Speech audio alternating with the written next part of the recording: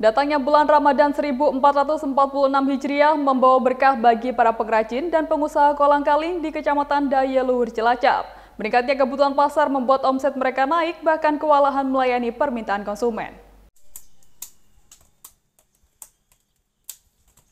Seperti yang terlihat pada Minggu 2 Maret 2025, pesanan untuk para pengrajin kolang-kaling di Dusun Ciraten, Desa Matenggeng, Kecamatan Daya Luhur Cilacap mulai mengalami peningkatan cukup pesat. Bahkan, mereka agak kewalahan mencari bahan baku untuk melayani permintaan konsumen di pasaran.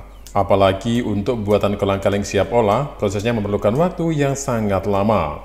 Mulai dari pemisahan biji, direbus hingga direndam dengan larutan air kapur selama beberapa hari sebagai langkah fermentasi. Menurut Aji Tarso, salah satu pengrajin kolang-kaling, sebelum jadi bahan siap olah, buah tersebut harus dipisahkan dari tangkainya lalu direbus selama sekitar 3 jam sebelum dikupas. Selanjutnya, buahnya dikeprek dan direndam selama 3 hari agar teksturnya lebih kenyal. Aji Tarso mengaku, ia sudah menjalani profesi sebagai pengrajin kolang-kaling sejak sekitar 5 tahun yang lalu. Permintaan yang selalu meningkat saat Ramadan tiba membuatnya harus bekerja ekstra keras mencari bahan bakunya. Bahkan untuk mendapatkannya, ia harus rela mencarinya di gunung dan hutan di sekitar tempat tinggalnya. Meski begitu, tak semua yang ia temui bisa diolah karena harus dipilih buah yang kondisinya masak dan layak konsumsi. Tiap mau lebaran, sudah 5 tahun berturut-turut saya produksi kolang-kaling itu, Pak. Soal bahan baku itu yang paling susah, Pak. Masalahnya harus cari ke gunung-gunung, ke hutan-hutan, baru mendapat itu yang namanya bahan baku. Itu pun prosesnya kan dites dulu, manjat-manjat, baru dites.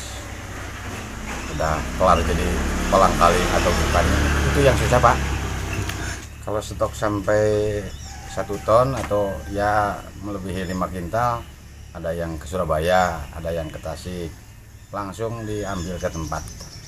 Kalau yang biasa order kampung ya banyak juga, yang 5 kilo, yang 10 kilo order kampungnya. Cuma soal harga itu, Pak, yang lumayan berat. Kalau yang jauh terus omsetnya besar, 6.000 perak, Pak. Kalau di kampung-kampung bisa 10.000 kalau diajar itu, Pak. Ya harapannya mudah-mudahan bisa lancar, terus andai kata masuk di UMKM lah ya. UMKM ada mendingan gitu. Masalahnya bisa melibatkan orang lebih dari 10 orang gitu, karyawan. Yang ngupas, yang nyongkel itu kan. Per kilo 1.500.